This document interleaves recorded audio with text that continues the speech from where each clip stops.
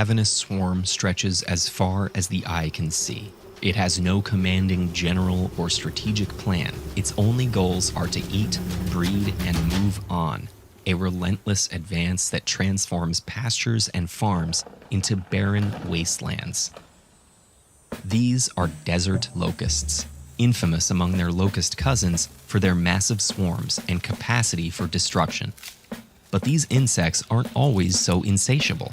In fact, most of the time, desert locusts are no more dangerous than garden-variety grasshoppers. So what does it take to turn these harmless insects into a crop-consuming plague? Desert locust eggs are laid in the damp depths of desert soil in arid regions stretching from North Africa to South Asia. During the dry weather typical in these ecosystems, desert locusts live a solitary lifestyle. Adolescent hoppers will spend a few lonely weeks foraging for plants before growing wings, reproducing, and dying. But when a region receives an abundance of rain, the scene is set for a startling transformation.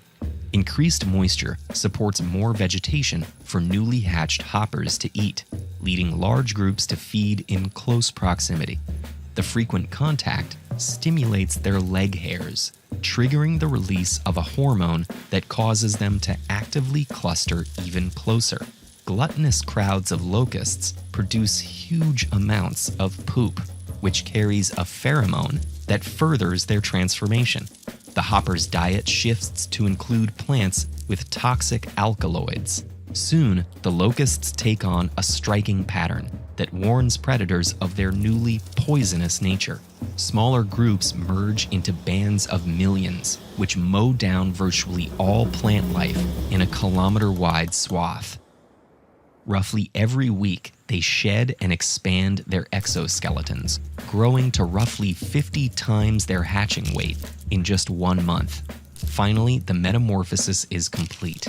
The adults beat their translucent wings and take flight as a full-fledged locust swarm.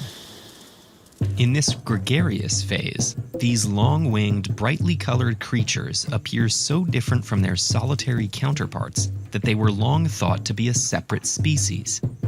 A typical swarm contains more locusts than there are humans on the planet, covering hundreds of square kilometers in a dense cloud. At these numbers, desert locusts easily overwhelm their predators. A large swarm can match the daily food intake of a city of millions, and flying with the wind, the insect invasion can travel up to 150 kilometers a day. This living tornado can also cross large bodies of water.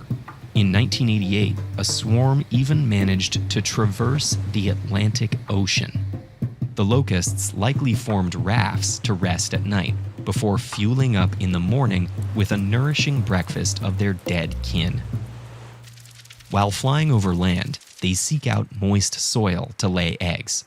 Swarming mothers transfer their gregarious condition to their offspring, making it likely that the next generation will form another swarm.